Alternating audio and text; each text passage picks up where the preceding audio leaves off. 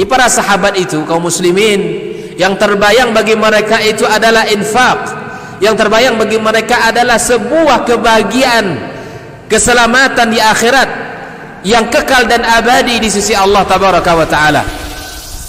Semua kita boleh klaim sekarang, kamu cinta Nabi, cinta Ustaz. Cinta Nabi, cinta Ustaz. Termasuk saya, cinta Nabi, cinta. Dapat tahunya besok di akhirat. Maka apa kata Nabi sallallahu alaihi wasallam? Amalur rajuli biyadihi. Penghasilan yang terbaik adalah pekerjaan yang dilakukan oleh seseorang dengan tangannya sendiri. Wa kullu bai'in mabrur. Dan setiap jual beli yang mabrur. Ini aktivitas ini membantu saya di akhirat atau akan menyulitkan saya di akhirat? Kalau seandainya perbuatan itu ternyata akan menyulitkan kita di akhirat kelak, tinggalkan perbuatan itu.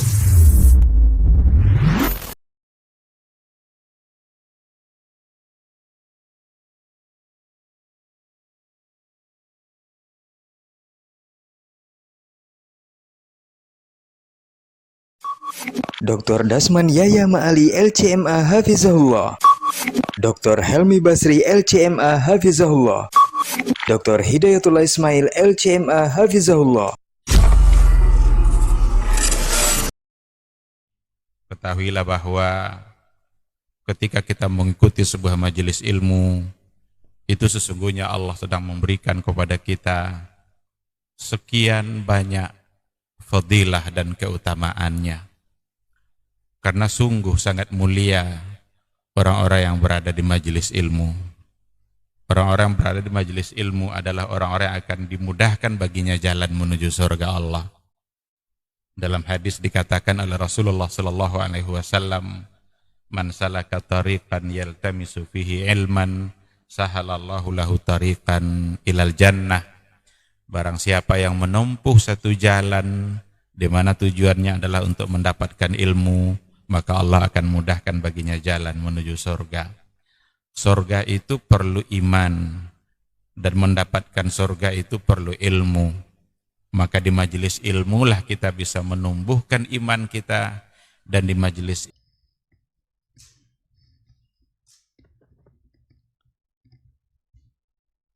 Bismillahirrahmanirrahim. Assalamualaikum warahmatullahi wabarakatuh. Innal hamdalillah nahmaduhu wa nasta'inuhu wa nastaghfiruh wa na'udzu billahi min syururi anfusina wa min sayyiati a'malina. May yahdihillahu fala mudhillalah wa may yudlilhu falan tajida lahu waliyyan mursyida.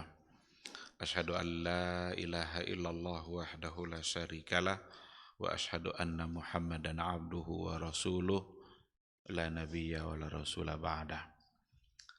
Ikhwati fillah, ma'asyaral hadirin wal hadirat, bapak-bapak, ibu-ibu yang dimuliakan Allah, kembali kita bersyukur pada Allah Subhanahu wa taala pada pagi hari yang penuh berkah ini. Alhamdulillah kita kembali dibangunkan oleh Allah dari tidur kita. Mudah-mudahan bangunnya kita dari tidur itu bisa membuat kita semakin banyak berzikir, banyak bersyukur kepada Allah yang memang memberikan kehidupan. Kita tidak bisa berbuat apapun, sekecil apapun dalam kehidupan kita, kecuali hanya atas izin dari Allah Subhanahu wa ta'ala. Dan itu berupa nikmat yang harus kita syukuri, dan kalau kita bersyukur, maka Allah akan menambah nikmat itu. Mudah-mudahan kita selalu sehat, mudah-mudahan kita selalu diberikan semangat untuk belajar dan semangat untuk mengamalkan apa yang sudah kita dapatkan. Sama-sama kita juga harus memperbanyak salawat dan salam untuk Rasulullah sallallahu alaihi wasallam. Allahumma salli ala Muhammad wa ala ali Muhammad. Mudah-mudahan sosok figur yang diutus oleh Allah untuk menyampaikan sebuah risalah, risalatul Islam, satu-satunya risalah yang diakui di sisi Allah Subhanahu wa ta'ala, hendaknya selalu kita taati, hendaknya selalu kita tauladani. Kita mencoba untuk mengukur apapun yang kita lakukan, apapun yang kita ucapkan, kita ukur kebenarannya melalui apa yang telah disampaikan oleh Rasulullah sallallahu alaihi wasallam.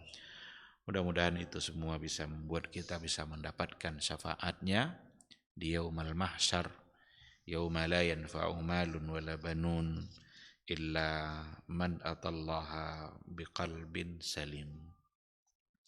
Suatu hari kelak, dan itu pasti semua kita akan sampai pada hari itu.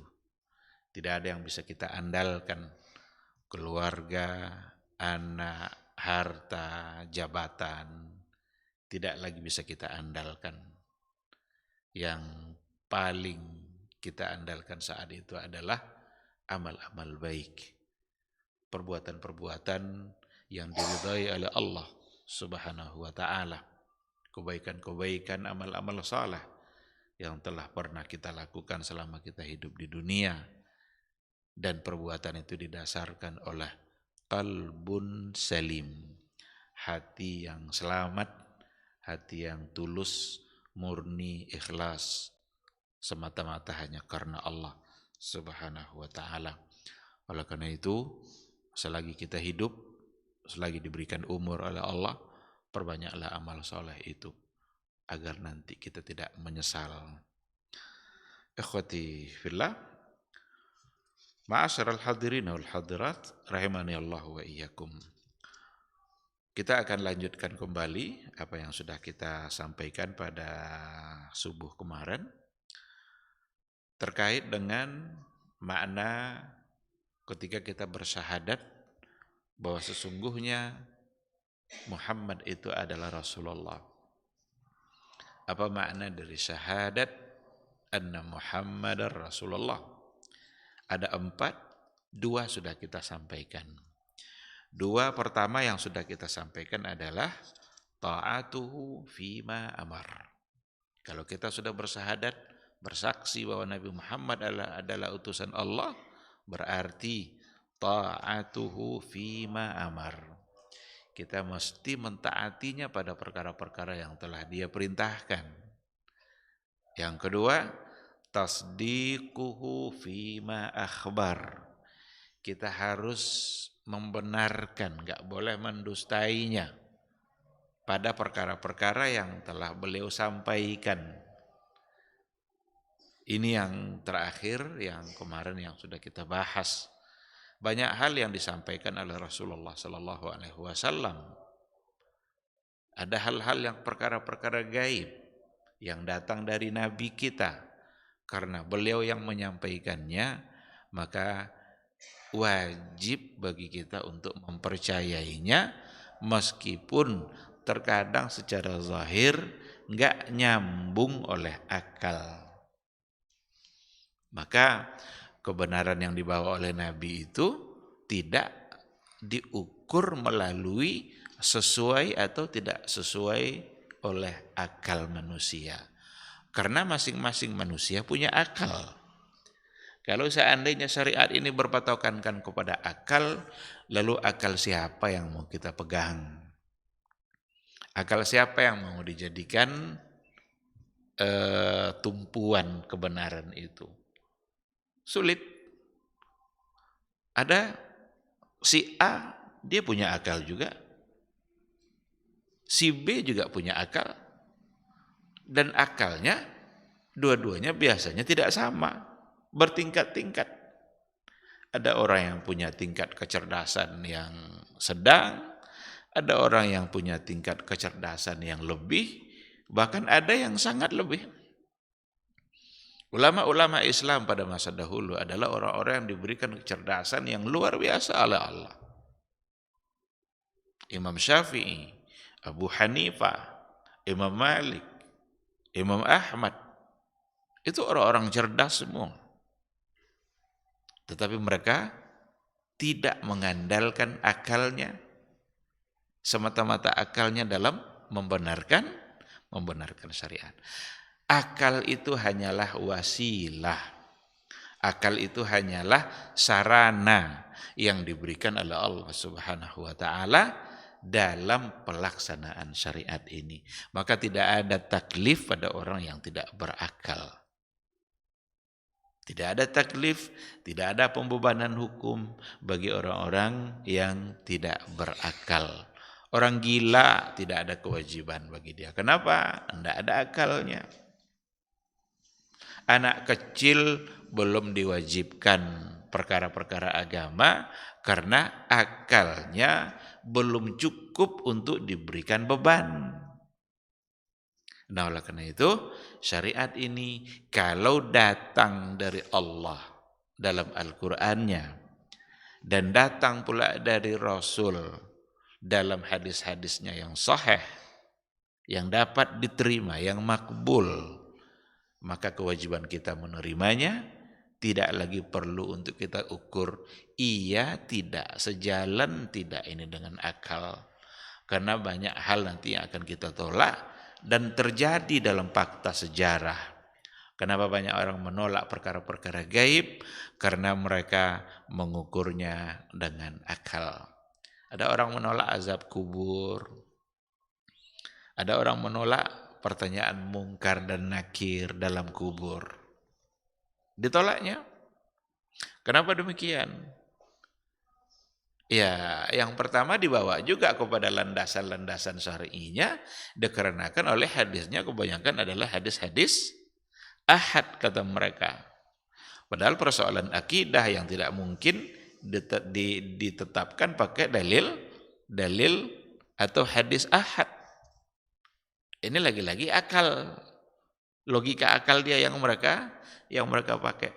Padahal ketika ada sebuah hadis, mau ahad dia, mau mutawatir hadisnya, asal dia hadis yang sahih, maka bisa kita gunakan untuk menetapkan persoalan akidah. Karena Rasul yang menyampaikan dan diyakini bahwa dia benar-benar menyampaikannya. Oleh karena itu, sekali lagi, tasdiqu fima amar, ini konsekuensi dari ucapan asyhadu anna Muhammadar Rasulullah. Ketika kita berucap itu, berarti kita harus membenarkan apa saja yang telah diberitakan oleh Rasulullah sallallahu alaihi wasallam. Ikhwati fillah, sekarang kita akan masuk pada poin yang ketiga. Yang ketiga adalah ijtinabu ma naha anhu wa zajar. Ijtinab menjauhi, ma naha anhu wa zajar. Apa yang telah dilarang oleh Rasul darinya, wa zajar. Dan apa yang telah beliau cegah, apa yang telah beliau wanti-wanti agar kita tidak melaksanakannya. Ini konsekuensi yang ketiga. Kalau berani kita mengucapkan asyhadu anna Muhammadar Rasulullah, maka berarti kita harus berani untuk menjauhi perkara-perkara yang dilarang dan dicegah oleh Rasulullah sallallahu alaihi wasallam. Ijtanib ma nahaka anhu rasulu. Jauhilah apa saja perkara-perkara yang Rasulmu telah melarang. Ketika dia yang melarang dan dia adalah Rasul kita. Dan kita sudah akui dia sebagai utusan Allah. Oleh karena itu, istanib, jauhi. Apa contohnya? Nahaka an aqwalin wa af'alin wa sifatin katsirah. Banyak larangan-larangan Nabi yang terkait dengan apa yang terkait dengan perkataan, aqwal, wa af'al, terkait dengan perbuatan-perbuatan, wa sifatin katsira, dan ada banyak sifat-sifat yang buruk yang dilarang oleh Rasulullah sallallahu alaihi wasallam. Wala yanha sallallahu alaihi wasallam illa an syai'in fihi dararun wa fihi syarrun. Dan Rasul itu kalau seandainya dia melarang, tidaklah dia pernah melarang sesuatu kecuali an syai'in fihi darar, kecuali pada sesuatu itu ada dararun, ada kemudaratan, ada kerusakan, wa fihi syarrun, dan itu adalah sesuatu yang buruk, padanya ada keburukan. Mustahil Nabi kita melarang sesuatu ternyata dia baik. Jadi kalau ada orang hari ini membolehkan sesuatu yang ternyata telah dilarang oleh Rasulullah Sallallahu Alaihi Wasallam, berarti dia menganggap pada sesuatu yang dibolehkannya itu ada kebaikan, padahal Nabi melarang, dan Nabi melarang pasti di situ ada keburukan. Maka membolehkan yang dilarang Nabi berarti kita telah menuduh Nabi kita menyembunyikan kebaikan itu. Luar biasa bahayanya membolehkan perkara-perkara yang dilarang oleh Rasulullah Sallallahu Alaihi Wasallam. Karena Nabi sudah larang. Nabi melarang karena di situ ada kemudaratan. Sekarang dibolehkan. Berarti kita tuduh Rasul kita menyembunyikan satu kebaikan. Dan itu mustahil.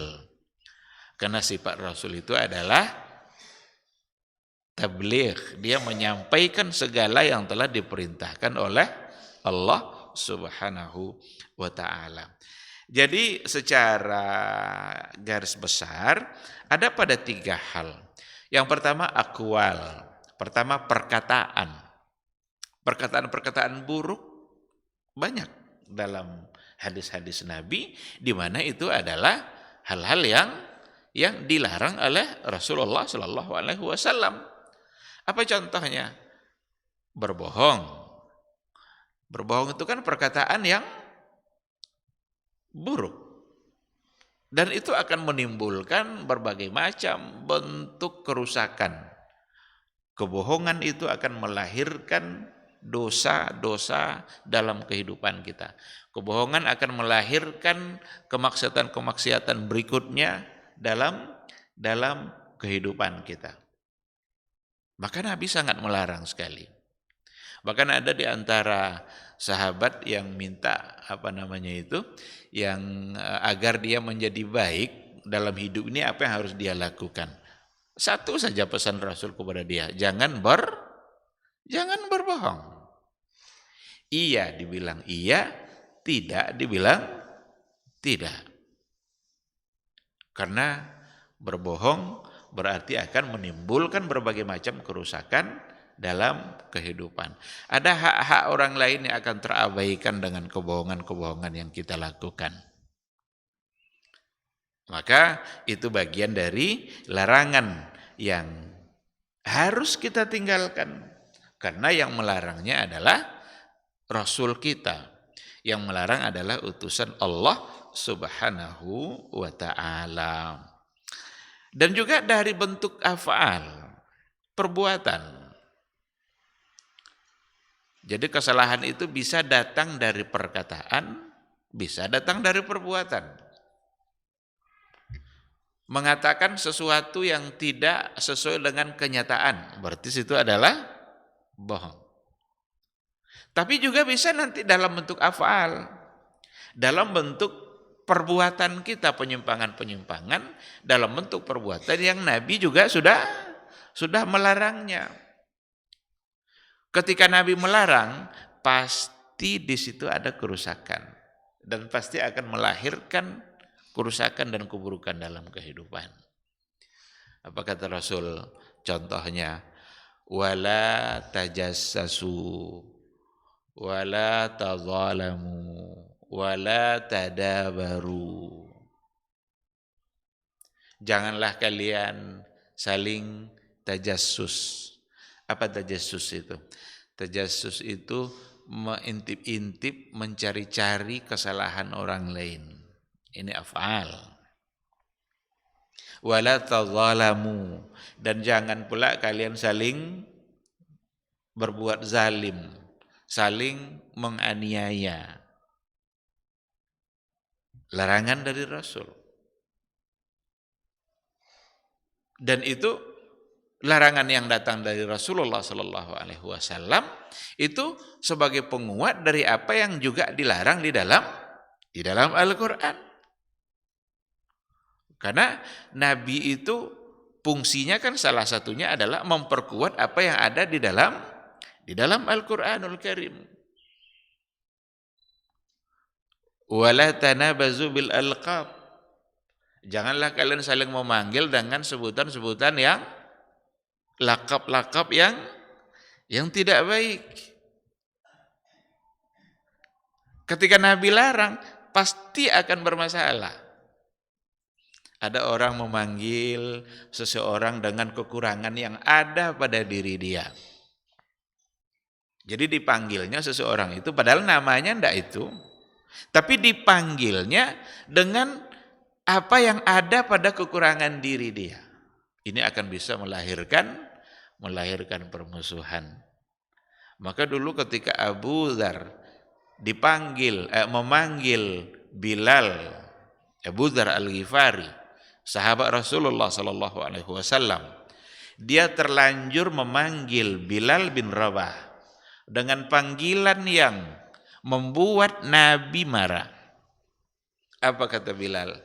Ya bana sauda, wahai anak budak hitam. Bilal memang hitam karena dia dari keturunan negro, berasal dari kalangan budak. Tapi dalam Islam, kemuliaan kita tidak ditentukan oleh status sosial. Jadi kalangan budakkah dia, kalangan orang merdekakah dia, tidak status sosial yang menentukan kemuliaan kita di sisi Allah Subhanahu wa taala. Karena yang menentukan kemuliaan kita adalah ketakwaan kita kepada Allah. Siapapun orangnya. Sekarang dipanggillah oleh Abu Dzar, ya benar sauda. Membuat Rasul tidak suka dengan panggilan itu. Kata Rasul, ya Abu Dzar, innaka rajulun fika bru'um minal jahiliyah. Atau kama qala Rasulullah sallallahu alaihi wasallam. Wahai Abu Dzar, sungguh dalam diri kamu masih tersisa unsur-unsur jahiliyah. Karena dia memanggil dengan panggilan yang tidak baik. Walaupun benar, jujur dia dalam memanggil itu. Sekarang ada kawan kita agak pincang jalannya. Kita panggil, hei pincang, sini kamu. Siapa tahu hatinya di sisi Allah lebih mulia. Siapa tahu kaki pincang itu lebih dulu sampai masjid daripada orang-orang yang sehat. Siapa tahu dia terus berupaya untuk berbuat kebaikan. Sementara orang-orang yang memanggilnya dengan panggilan yang tidak baik tadi, atau panggilan yang agak menghina itu, ternyata hatinya jauh dari Allah Subhanahu wa ta'ala. Jadi dalam bentuk af'al, dalam bentuk perbuatan, dan itu tentu akan banyak contohnya. Dalam setiap aktivitas dan kerja keseharian kita, itu sebenarnya punya potensi untuk berbuat salah. Dalam semua aktivitas kita. Sebagai apa kita? Ada potensi untuk berbuat salah. Dan Nabi melarang. Jangan lakukan hal-hal yang salah itu. Karena pasti akan mendatangkan kerusakan. Sebagai petani di kebun, sebagai pedagang di pasar, sebagai pegawai di kantor, sebagai dosen di kampus, sebagai penceramah di atas mimbar, ada enggak potensi berbuat salah? Semua ada. Kalau dia tidak punya iman, dia hanya akan memikirkan keuntungan dunianya. Dan dengan memikirkan keuntungan dunia semata, mungkin saja dia akan terjebak pada kesalahan karena yang dipikirkannya memang adalah keuntungan dunianya. Semua. Dan itu semua adalah ujian dari Allah.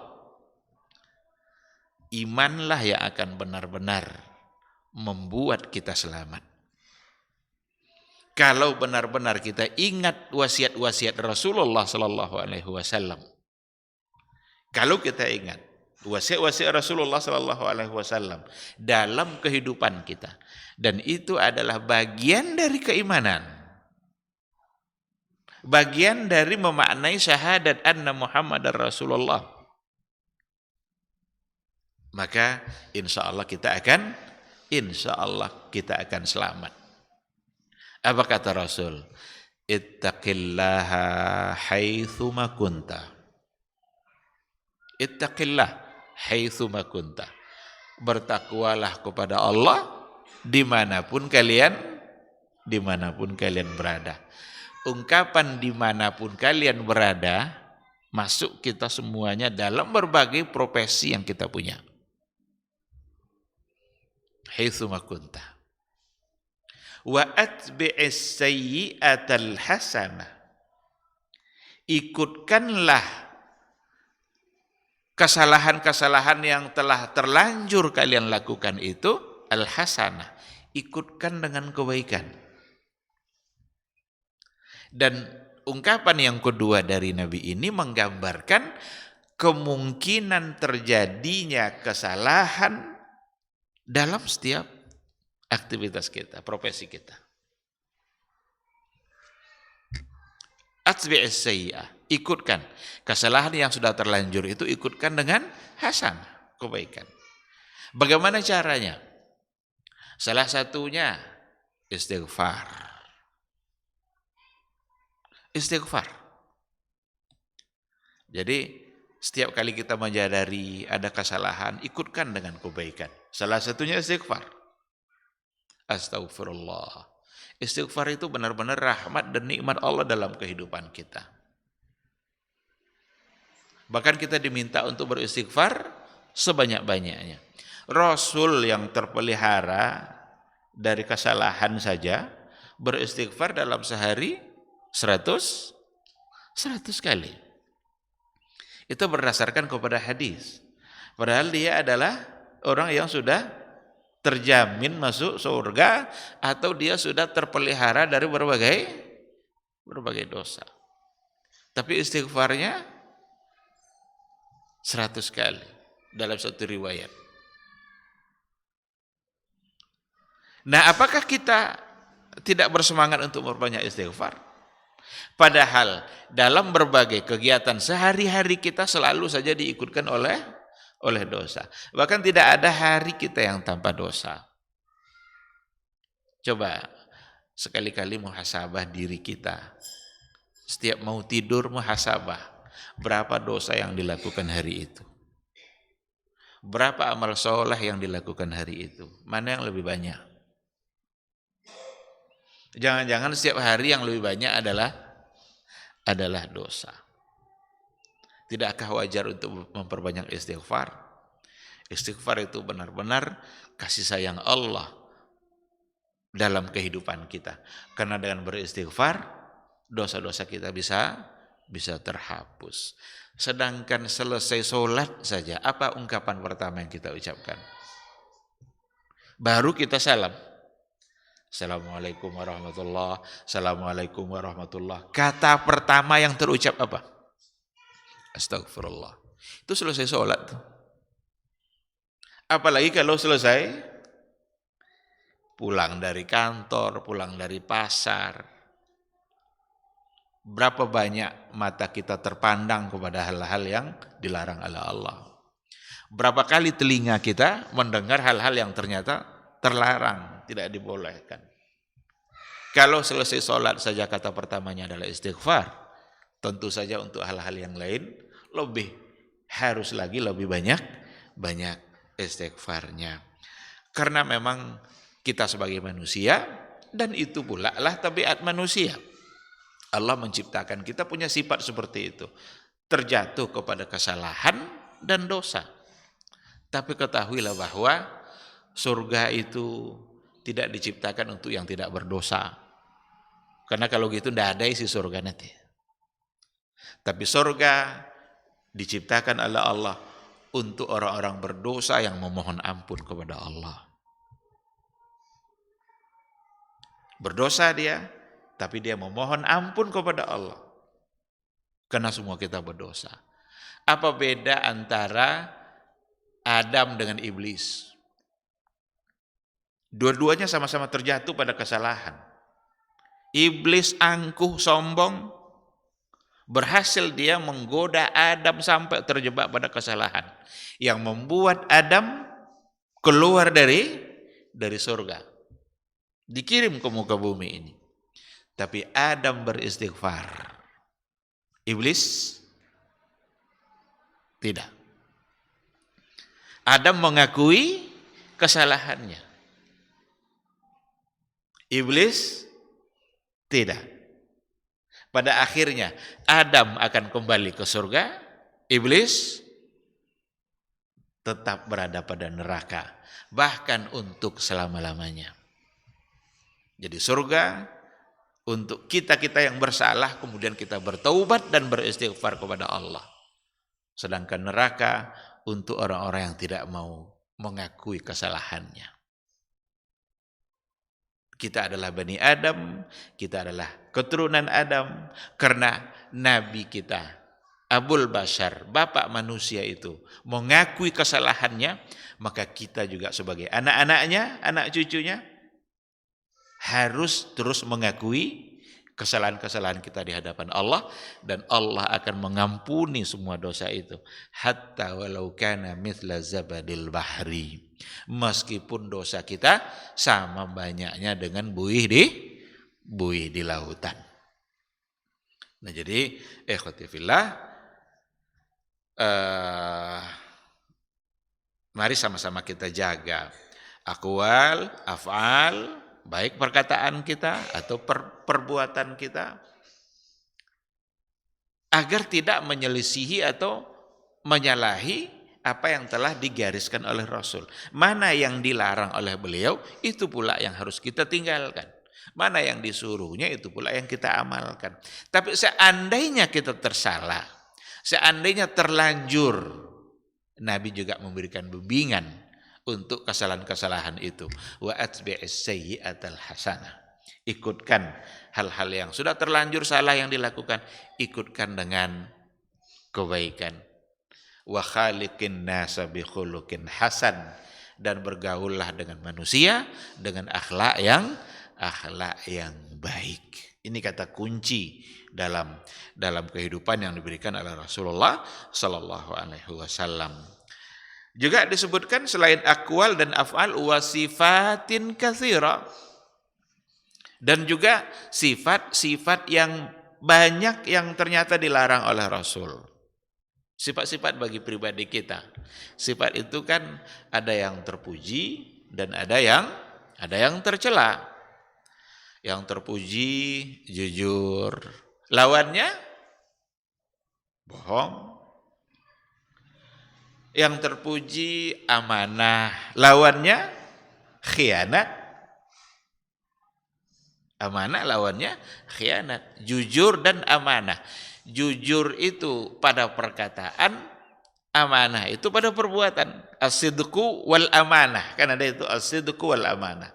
As-sidqu itu jujur, dan itu pada aqwal. Al-amanah itu bisa diartikan jujur juga, tapi pada perbuatan. Menyampaikan amanah, dititipkan sesuatu, sampaikan. Karena bisa saja yang dititipkan itu yang sampai tidak lagi sama seperti yang dititipkan.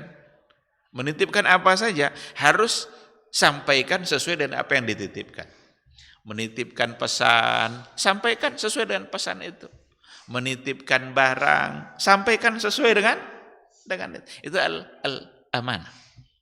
Dan itu sifat. Maka sifat itu ada yang baik yang diperintahkan, dan ada yang buruk yang ternyata itu semua dilarang oleh Rasul. Dan hal-hal seperti itu ternyata menjadi kewajiban kita semua untuk meninggalkannya jika memang terdapat larangan dari Rasulullah sallallahu alaihi wasallam. Dalam ayat Al-Quran dikatakan, wa ma atakumur rasulu fakhudhu wa ma nahakum anhu fantahu. Dan apa saja yang telah Allah sampaikan kepada kalian adalah dalam bentuk perintahnya, fakhuzuhu, ambil itu, wa manahakum anhu fantahu, dan apa yang telah dilarangnya kalian untuk melakukannya, fantahu, maka intahu, hentikan, stop itu, tidak boleh kita laksanakan. Ada juga dalam hadis Rasul, idza nahaitukum an syai'in fajtanibuh, apabila aku larang kalian untuk melakukan sesuatu, maka jauhi itu. Wa idza amartukum bi amrin, tapi jika saya perintahkan kalian untuk melakukan sesuatu, fa'tu minhu mastata'tum. Fa'tu minhu mastata'tum. Kerjakan sesuai dengan kemampuan. Nah, ini dia. Jadi pada hadis ini ada yang diberikan penjelasan oleh para ulama juga. Ketika dikatakan fajtanibu, jauhi dalam perkara yang terlarang, di situ tidak disebutkan mastata'tum, sesuai dengan batas kemampuan kalian. Tapi pada perintah, idza amartukum bisyai'in, jika saya perintahkan kalian untuk melakukan sesuatu, fa'tu minhu mastata'tum, lakukan sesuai dengan batas kemampuan. Jadi ada yang muqayyad dengan kemampuan, ada yang tidak. Untuk perkara yang yang dilarang tidak ada pilihannya, tidak diberikan mastata'tumnya. Berarti yang terlarang mesti ditinggalkan. Sedangkan yang diperintahkan laksanakan sesuai dengan kemampuan. Kenapa dibedakan seperti itu? Salah satu dari penjelasan yang diberikan oleh para ulama bahwa untuk meninggalkan larangan kita tidak perlu kekuatan apapun, hanya sekadar meninggalkan saja. Tapi kalau untuk melakukan satu perbuatan itu perlu kemampuan. Dan kemampuan orang berbeda-beda. Ada yang kuat, ada yang tidak kuat. Yang kuat mungkin dia bisa mengerjakannya. Yang lemah barangkali dia tidak bisa untuk mengerjakannya. Sedangkan larangan tidak ada pilihan, mesti ditinggalkan. Sebab tidak memerlukan kemampuan dan kekuatan apapun. Ada orang kuat dilarang mabuk-mabukkan, nggak perlu kemampuan untuk meninggalkan. Ya udah tinggalkan saja. Orang lemah pun dia akan bisa untuk meninggalkan. Tapi perintah yang datang dari Nabi, sholat umpamanya, sholat harus berdiri. Bagaimana kalau dia tidak bisa berdiri? Puasa itu perintah agama. Bagaimana kalau dia tidak bisa berpuasa? Sudah tua, lansia, lanjut usia, atau dia sakit di mana dia tidak mungkin untuk berpuasa. Untuk hal-hal yang seperti itu, maka perlu ada kata mastata'tum, sesuai dengan batas kemampuan kalian. Maksimal sebisa mungkin yang kita lakukan, itulah yang harus kita lakukan. Tapi ketika nanti ada keadaan-keadaan di mana tidak bisa kita lakukan, nanti agama memberikan kemudahan. Sebab Allah Subhanahu wa taala dengan sifat kasih sayang yang Dia miliki, la yukallifullahu nafsan illa usaha, tidak membebani seseorang kecuali sesuai dengan batas kemampuannya. Yuridullahu bikumul yusra wala yuridu bikumul usra. Yang diinginkan oleh Allah dalam kehidupan kita adalah kemudahan-kemudahan, dan Allah tidak menginginkan adanya kesulitan yang dialami. Baik, ikhwati fillah, jadi pada poin yang ketiga, ijtinab ma naha anhu wa zajar, menjauhi perkara-perkara yang memang telah dilarang oleh Rasulullah sallallahu alaihi wasallam. Yang keempat, alla yu'badallahu illa bima syara, bahwa tidak boleh Allah itu disembah kecuali dengan cara apa yang telah Dia syariatkan. Dan itu sudah disampaikan oleh Rasulullah sallallahu alaihi wasallam. Kata yu'bad dari kata abada ya'budu, Itu bisa diartikan menyembah atau diartikan beribadah. Karena ibadah itu adalah bentuk sembahan kita kepada Allah. Salat itu adalah ibadah, itu bentuk sembahan kita kepada Allah. Karena kita menyembah dan mentaati Allah. Kita berpuasa, itu adalah ibadah. Dan itu bentuk dari ibadah atau sembahan kita, ketaatan kita kepada Allah Subhanahu wa taala. Itulah sebabnya semua ibadah harus diberikan atau dilaksanakan hanya karena Allah Subhanahu wa taala. Dan ibadah-ibadah yang kita lakukan itu hanyalah ibadah-ibadah yang memang telah disyariatkan oleh Allah dan oleh Rasulullah sallallahu alaihi wasallam. Maka muqayyad di situ al-ibadat itu bima syara'ahu Allahu li rasulih. Fala ta'ti bi ibadatin lam yashra'ha rasul. Jadi jangan sekali-kali pernah melakukan satu ibadah, mengerjakan satu ibadah yang ternyata di situ tidak ada syariat, tidak ada pensyariatannya dari Allah dan dari Rasulullah sallallahu alaihi wasallam. Percuma nanti kita melakukannya. Karena kita berarti beribadah menyembah Allah tidak sesuai dengan apa yang Dia syariatkan. Atau kita robah-robah cara yang telah diajarkan oleh Rasul dalam menyembah Allah. Maka itu akan membuat kita menjadi tersalah. Wa in kana qasduka hasanan. Jadi ada satu ibadah tidak pernah disyariatkan, dibuat-buat agar dia bisa mendekatkan dirinya kepada Allah, kan tujuannya baik tuh. Ketika sesuatu itu tidak pernah disyariatkan, wa in kana qasduka hasanan. Meskipun maksud kamu adalah baik, tapi tetap tidak diterima.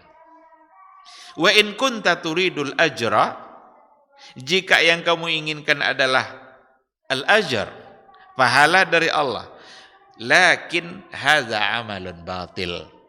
Tetapi yang dilakukan itu adalah amalun batil, amal yang salah. Itu satu kebatilan. Maka niat yang baik saja atau karena dugaan bahwa itu adalah perbuatan baik saja, itu tidaklah cukup di dalam beribadah. Tidak cukup. Niat yang baik saja dalam ibadah tidak cukup. Karena syarat diterimanya ibadah itu ada dua. Yang pertama sekali adalah al-ikhlas. Itu niat memang. Tapi tak cukup sampai di situ saja. Ada syarat yang kedua. Apa itu? Al-ittiba atau mutaba'atur rasul. Mengikuti cara atau ketentuan-ketentuan yang telah diajarkan oleh Rasulullah sallallahu alaihi wasallam. Merubah ketentuan itu berarti rusak satu syaratnya. Atau melakukan sesuatu yang ternyata di situ tidak ada syariatnya dari Nabi kita, tidak pernah disampaikan oleh Rasul kita. Walaupun ikhlas, walaupun niat kita baik, walaupun kita menilai itu kan baik. Sekali lagi, bahasa itu kan baik tidak cukup. Ini dalam persoalan ibadah. Dalam persoalan mendekatkan diri kita kepada Allah. Karena ibadah itu tujuannya bagaimana diri kita bisa dekat kepada Allah Subhanahu wa ta'ala. Dan itu tidak bisa kecuali dengan sesuatu yang telah diajarkan oleh Rasul. Dan Rasul sudah sempurna untuk menyampaikannya. Nah, ini pada poin yang keempat. Wa alla yu'badallah illa bima syara'. Dan agar kita tidak beribadah menyembah Allah kecuali dengan apa saja yang telah disyariatkan oleh Allah dan telah disampaikan oleh Rasulullah sallallahu alaihi wasallam. An-niyatu la takfi bal la budda minal ittiba. Niat baik saja tidak cukup, akan tetapi perlu minal ittiba. La budda minal ittiba. Mesti mengikuti Rasulullah sallallahu alaihi wasallam. Ikhwati fillah, inilah 4 poin yang berkaitan dengan makna dari syahadat kita pada penggalan yang kedua dari kalimat syahadat yang kita ucapkan. Kalau benar-benar kita bersaksi bahwa Nabi Muhammad itu adalah utusan Allah, maka 4 poin tadi harus kita pahami baik-baik, harus kita yakini dan harus kita amalkan. Nah, ini mungkin yang bisa kita sampaikan. Ada kesimpulan yang menarik sebagai penutup kajian kita pada pagi hari ini.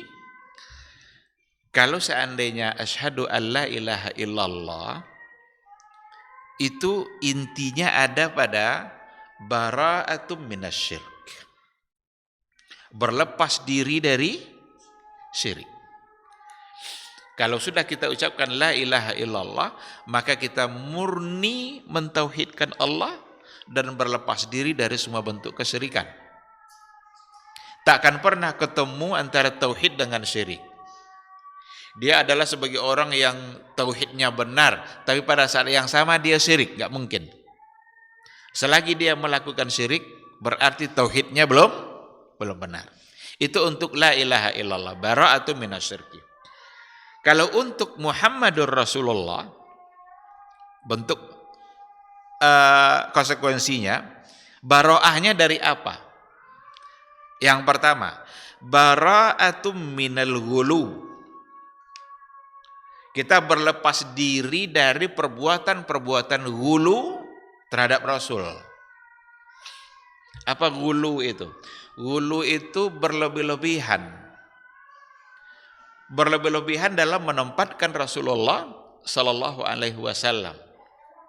Tidak lagi dia semata-mata sebagai Rasul, tapi posisinya berubah lebih dari sebagai Rasul. Bahkan ada yang menjadikan Rasul sebagai tempat meminta-minta. Berarti sudah terjadi di situ ghulu. Berlebih-lebihan dalam menempatkan Nabi. Karena Nabi adalah basyarun yuha ilai. Rasul itu adalah manusia biasa, tetapi dia diberikan wahyu. Ketika kita katakan Rasul itu manusia biasa, kita tidak sedang menghina dia, karena dia mau manusia. Dan dia yang melarang untuk melakukan perbuatan-perbuatan ghulu itu, perbuatan-perbuatan yang berlebih-lebihan. Kata Rasul apa? La tanatta'u. Atau juga ada la taghlu fi dinikum. Itu ayat. Jangan kalian tanatta'u. Jangan berlebih-lebihan dalam terhadap saya. Kama yatanatta an-nasara. Sebagaimana dulu orang-orang Nasrani ghulu terhadap Isa. Karena orang Nasrani menempatkan Isa sebagai anak Tuhan. Lalu kata Rasul, ana Rasulullah wa ana Abdullah. Saya adalah Rasul Allah, tapi saya adalah hamba Allah.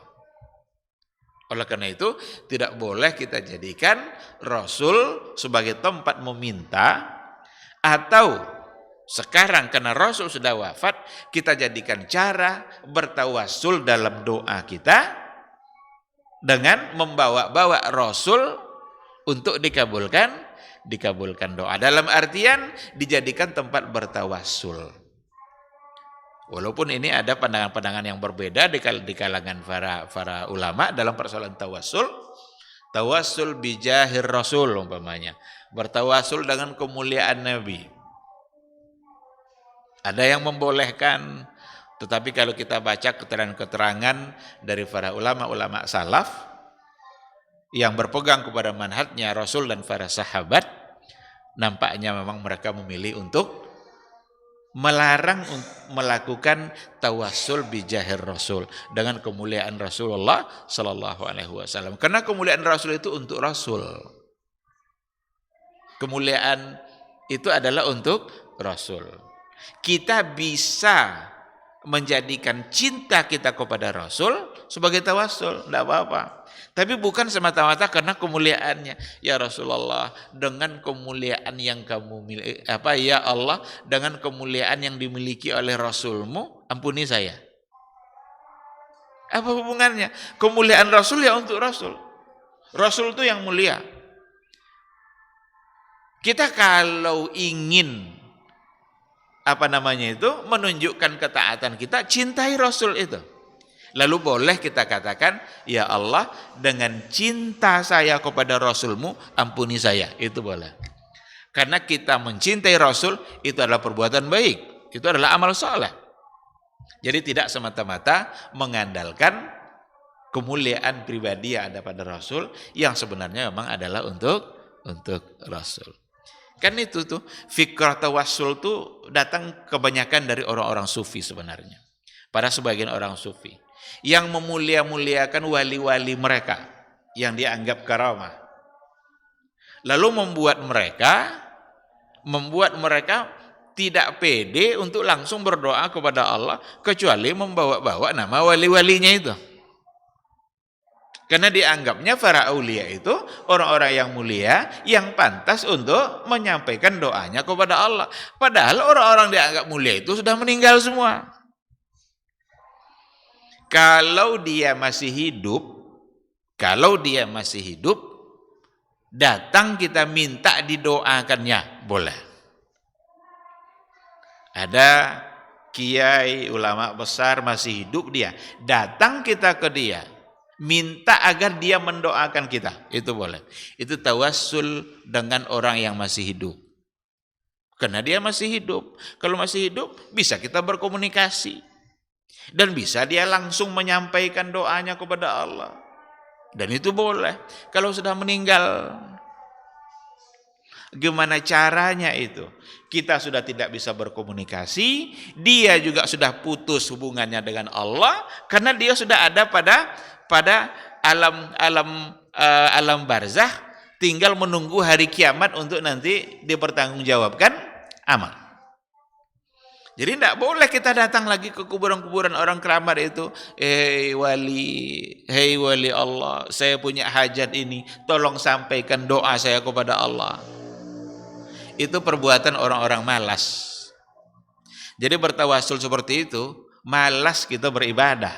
Karena mengandalkan kebaikan orang lain untuk dikabulkan doa. Yang harus dilakukan itu adalah kita yang merajinkan diri kita untuk beribadah dan dekat kepada Allah.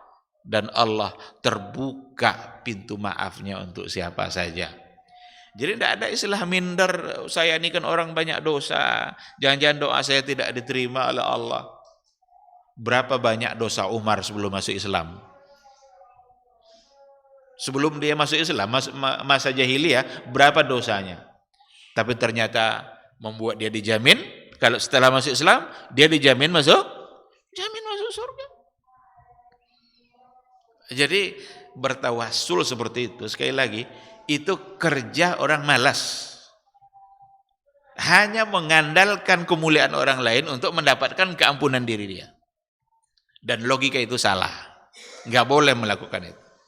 Yang harus dilakukan sekali lagi, perbanyak ibadah, tambah rajin baca Quran, semangat untuk mengerjakan amal-amal soleh yang lainnya, dekatkan diri kita terus kepada Allah, lalu berdoa kepada Allah Subhanahu wa taala. Dan orang-orang seperti itu, siapa tahu dia ternyata menjadi orang-orang yang didengarkan doanya dan diterima oleh Allah Subhanahu wa taala. Kalau kepada Nabi saja tidak boleh dilakukan seperti itu, apalagi kepada orang selain Rasul. Jadi bara'atum minal ghulu, berlepas diri dari perbuatan ghulu. Tidak boleh menempatkan Nabi lebih daripada seorang Rasul. Enggak boleh meminta-minta kepada Rasul atau menjadikan perantara dalam doa. Yang kedua, bara'atum minat takdzibi lahu, berlepas diri dari semua bentuk mendustakan Rasul. Jadi tidak boleh ada satupun yang kita dustakan dari Rasulullah Sallallahu Alaihi Wasallam ketika memang Rasul benar-benar telah menyampaikannya. Ketika berdasarkan kepada hadis-hadis yang sahih, terima itu, jangan pernah didustai. Sedangkan yang ketiga, bara'atum minal bid'ati fid din. Berlepas diri dari hal-hal yang baru, yang bid'ah dalam perkara aslus syar'i. Aslus syar'i itu usulus syariah, dalam masalah-masalah prinsip.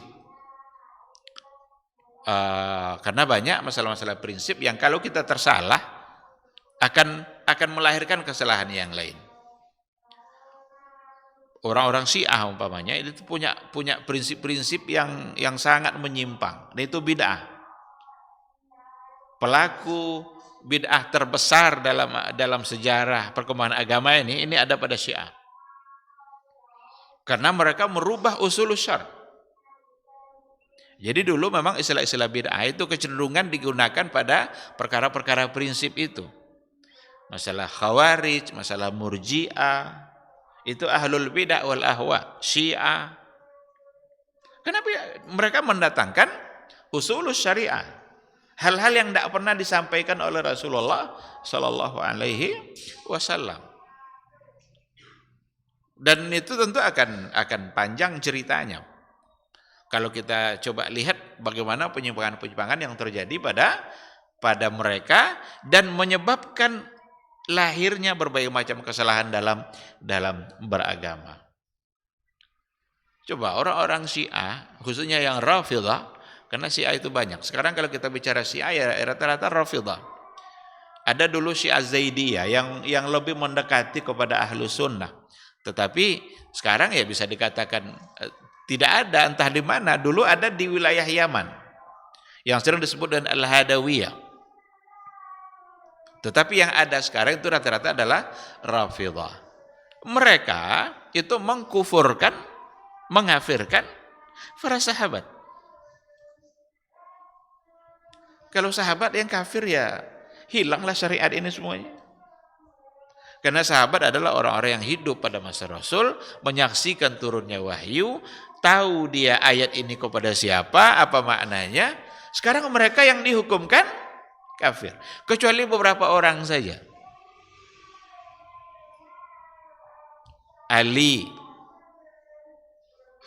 Mikdad kawannya Ali, Salman Al-Farisi. Ada berapa orang? 3 atau 5 orang aja katanya yang tidak murtad. Ini luar biasa penyimpangannya. Yang kalau itu diyakini oleh orang, maka akan membuat syariat ini runtuh semuanya. Karena berarti tidak lagi menerima apa yang disampaikan oleh Abu Bakar, Umar, Utsman, karena mereka kufur semua. Coba berapa bahayanya pemahaman orang Syiah itu. Dan ini bid'ah terbesar. Mereka kalau kita tanya, iyakah seperti itu? Semua mereka akan bilang tidak. Karena mereka punya konsep taqiyah. Taqiyah itu artinya berbohong. Jadi bohong itu rukun agamanya coba. Kurang apa penyimpangannya itu? Taqiyah namanya. Khomeini bilang seperti itu. Laulat taqiyah la zahaba mazhabuna ilal inqirat. Itu ungkapan Khomeini. Kalau bukan karena taqiyah, mazhab kita akan hilang, hancur, tidak ada lagi. Berarti taqiyah inilah cara paling ampuh untuk mempertahankan mazhab atau aliran Syiah. Dan dari segi usul syara' mereka luar biasa salahnya. Bahkan ada di antara konsep mereka itu mesti mukhalafat ahli sunnah. Mesti berbeda dengan ahli sunnah. Selagi bisa berbeda. Ini akan melahirkan berbagai macam ibadah yang salah. Karena konsep mereka harus berbeda. Dan itu semua akan menjadi salah. Karena tidak lagi membenarkan dan menerima apa yang disampaikan oleh Rasulullah Sallallahu Alaihi Wasallam. Jadi bara'atum minal bid'ah fid din fi asli syar', pada aslus syar', pada prinsip-prinsip syariat, wa fil kaifiyah, dan pada cara-cara ibadah. Jadi berbeda pada aslus syar' itu akan berpengaruh nanti pada cara-cara ibadah. Coba orang Syiah, salamnya itu tidak salam kanan, salam kiri, tapi tepuk paha 3 kali. Kalau nampak nanti orang sholat, di akhir sholatnya dia tepuk paha 3 kali, itu pasti Syiah. Kenapa 3 kali? Pertama, laknat untuk Abu Bakar, kedua laknat untuk Umar, ketiga laknat untuk Utsman. Karena bagi mereka yang bertiga ini adalah perampas kekuasaan. Yang seharusnya menjadi khalifah setelah Rasul adalah Ali. Nah, nampak kan luar biasa penyimpangan ketika usulus syariah itu bid'ah, menyimpang. Belum lagi kalau kita bicara umpamanya pada Khawarij, pada Murji'ah. Khawarij salah satu dari penyimpangannya adalah mengafirkan pelaku dosa besar. Padahal dalam keyakinan Ahlus Sunnah, dia pelaku dosa besar, dia tetap muslim, tetapi fasik. Karena dia fasik. Kenapa dihukumkan fasik? Karena dia melakukan perbuatan yang salah. Nabi melarangnya. Tapi dia tetap disebut sebagai muslim. Karena dia masih mengucapkan la ilaha illallah. Tapi oleh orang Khawarij, enggak. Pelaku dosa besar itu adalah kafir. Maka yang suka mengafir-ngafirkan itulah Khawarij itu. Dan Syiah juga, karena sahabat saja dia kafirkan. Kalau sahabat saja kafir, apalagi orang-orang kayak kita yang tidak mau mengikuti ajaran mereka. Nah, itu tuduhan-tuduhan yang dulu pernah lahir dari orang-orang Syiah. Yang sekarang tuduhan-tuduhan itu diarahkan kepada para dai, para ulama yang mencoba untuk mengembalikan Islam ini kepada manhaj yang benar. Diberikan tuduhan-tuduhan seperti yang tadi. Padahal itu semua adalah perbuatan orang-orang Syiah yang karena memang mereka ingin menyebarkan keyakinannya. Jadi ada 3 konsekuensi dari asyhadu anna Muhammadar Rasulullah: berlepas diri dari gulu, berlepas diri dari takdzib, mendustai Nabi, dan berlepas diri dari hal-hal yang bid'ah dalam agama, khususnya dalam persoalan usul syariah dan pada al-kaifiyah, cara-cara dalam beribadah. Baik, ini mungkin yang bisa kita bahas pada pagi hari ini. Mudah-mudahan bisa kita pahami bersama. Seandainya ada yang mau ditanyakan, 1 atau 2, silakan. Silakan. Assalamualaikum.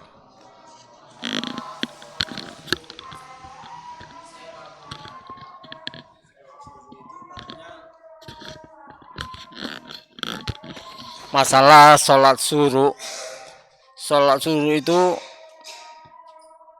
boleh dikerjakan macam sholat duha. Setahu saya sholat duha itu kan biasa tiap hari, kita boleh dikerjakan tiap hari. Kalau sholat suruh ini setelah dengar ceramah baru kita kerjakan sholat suruh itu.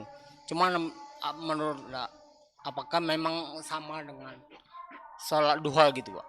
Iya, sholat isyraq dinamakan oleh para ulama sholat isyraq. Penamaan nama sholat itu tidak langsung datang dari Nabi. Istilah sholat isyraq itu cuma disimpulkan oleh para ulama melalui sebuah hadis. Hadisnya artinya kira-kira begini: barang siapa yang mengerjakan sholat subuh berjamaah, kemudian dia duduk di tempat sholatnya berzikir, dia berzikir tidak pergi sampai nanti matahari terbit. Ini yang isyraq tadi itu, sampai matahari terbit. Dan setelah itu dia sholat dua rakaat, maka ia akan mendapatkan pahala apa? haji. Tamatan tamatan tam. Sempurna, sempurna, sempurna. Jadi tadi kita sholat subuh, lalu berada kita di tempat kita sholat, kemudian sampai terbit matahari, lalu sholat 2 rakaat. Maka isyraq itu di awal waktu duha. Kalau duha, yang namanya duha itu panjang waktunya. Tidak lagi disebut isyraq karena tidak persis ketika matahari terbit. Dan tidak juga boleh pas terbit itu, harus agak ditambah sedikit. Karena ada yang waktu-waktu terlarang, pas ketika terbit, pada saat terbenam, dan pada saat di siang di pertengahan sebelum zawal.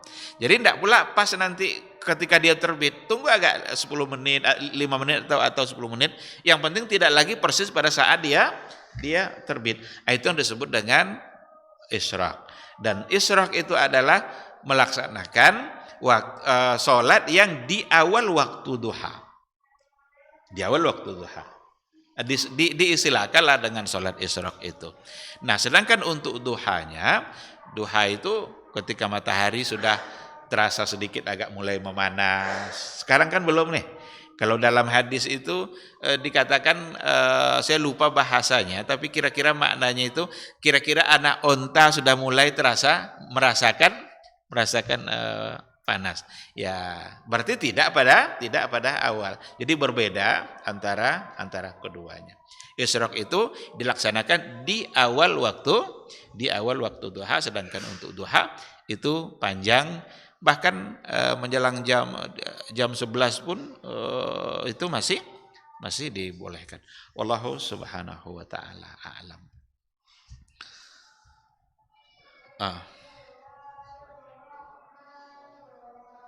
Waalaikumsalam.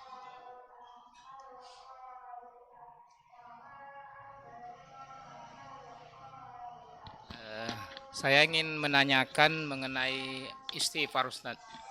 Apakah diperbolehkan bagi kita beristighfar dalam keadaan marah? Misalnya seperti contohnya ibu-ibu sedang mencubit anaknya, tapi pada saat bersamaan dia beristighfar. Apakah diperbolehkan seperti itu, Ustaz? Saat marah itulah harus beristighfar. Dia kalau seandainya ndak ingat kita kepada Allah, mungkin akan semakin marah kita. Atau maksudnya seperti apa? Saat bersamaan mencubit, astagfirullah, astagfirullah, astagfirullah, itu salah guna itu. Astagfirullah gini, astagfirullah, astagfirullah, astagfirullah.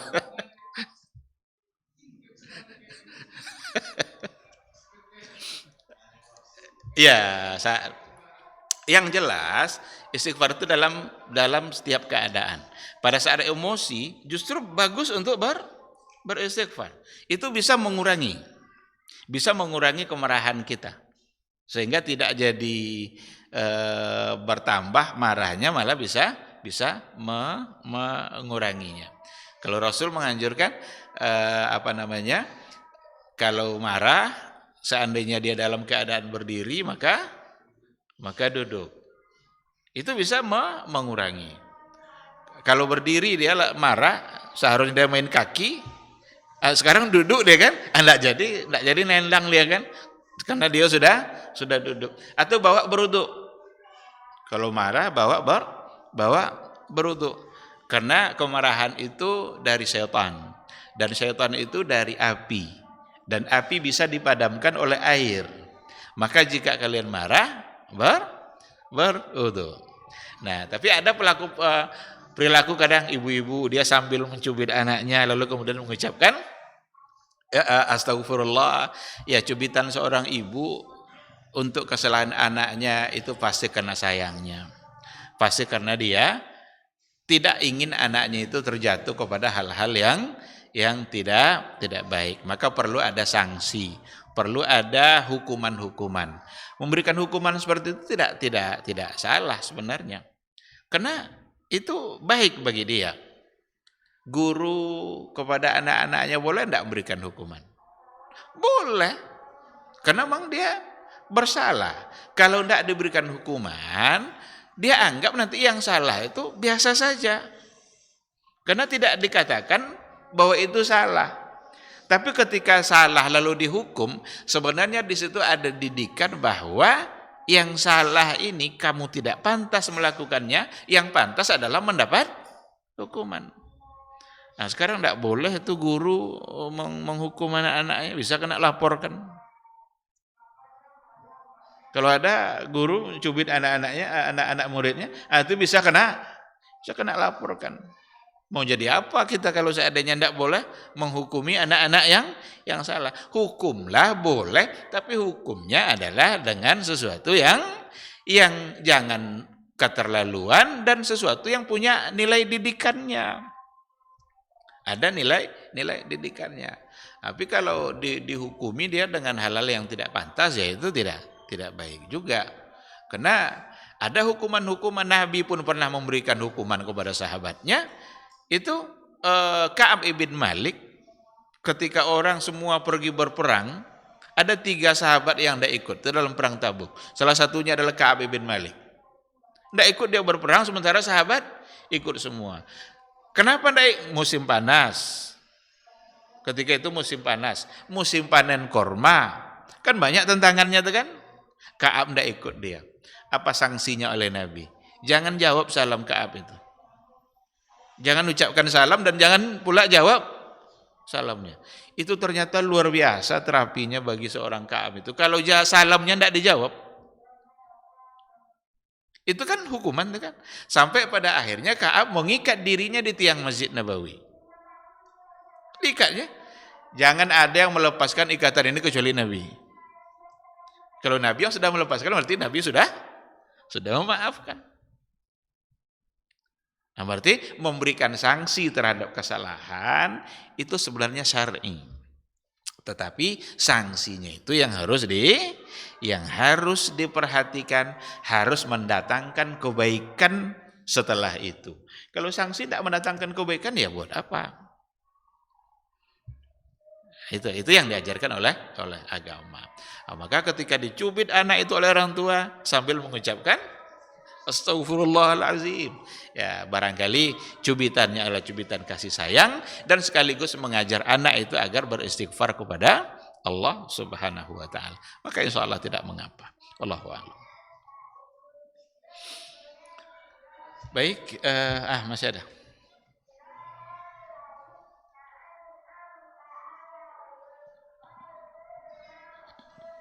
Assalamualaikum warahmatullahi wabarakatuh.